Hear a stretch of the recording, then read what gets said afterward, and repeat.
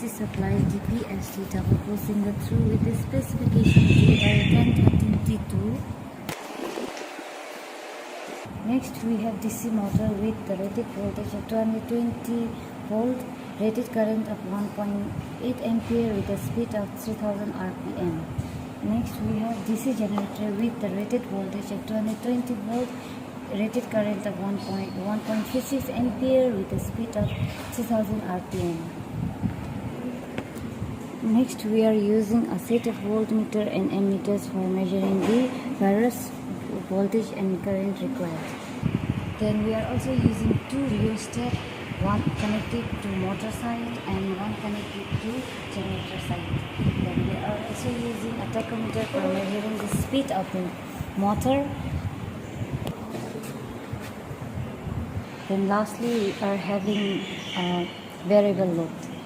We are taking the positive terminal from the power supply to the motor. Now for motor it is connected in shunt winding, so therefore we are connecting A1 to E1 and then from E2 we are taking it to the rheostat. Now for rheostat we are keeping it to the minimum value as to provide the initial starting torque with high current, and then from continuing we are taking the other terminal from the rheostat to the terminal A2.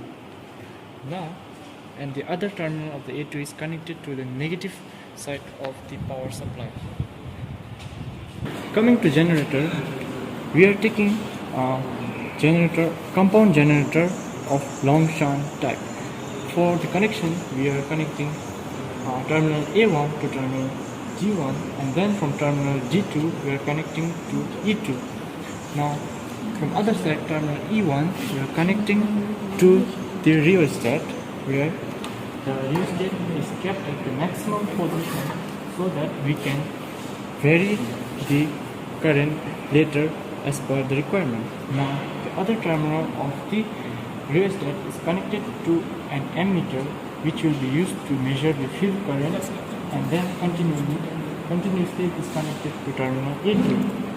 Now for the load side, we are taking load from the terminal D2, where ammeter is kept to measure the load current, and it is connected to one side of the load. Now load we have connected here is a series load, and from the other terminal of the load we are taking back to the terminal A2.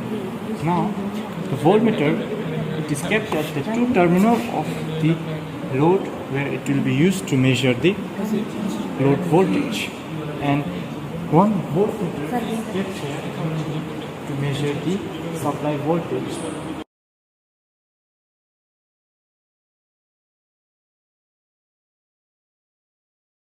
Supply.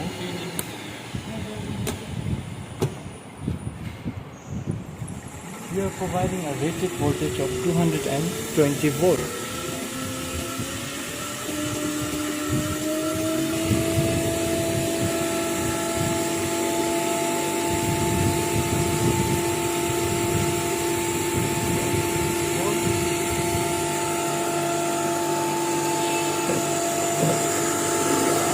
We are adjusting the speed to the rated speed, which is 3000, by varying the rheostat.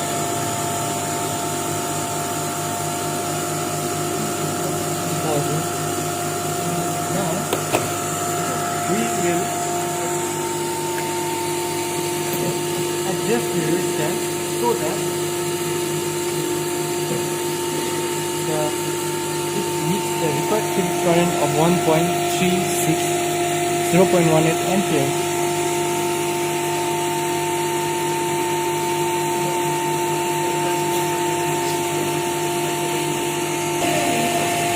Now we have the rated of 0.18 milliampere. We take the initial recording.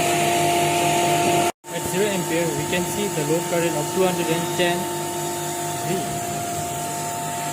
Take the record. Now we are varying the load and taking an interval of, we are taking a 0. Here we can see that the current is 0.1 ampere and the voltage, currently the voltage is at 215 volts. 215 volts. Next, we're further stepping the load to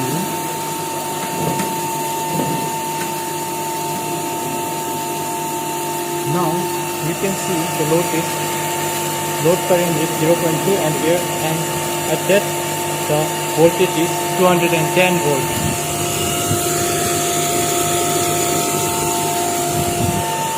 Next,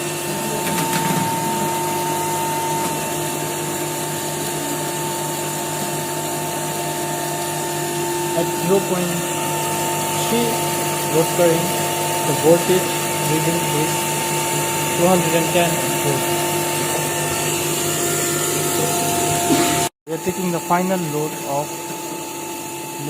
1.1. For that 1.1 load current we have got 175. Then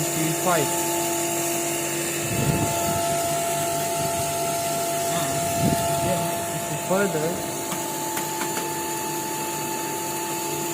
for current of 1.2 load ampere we have voltmeter reading of 155 volts. 165 volts.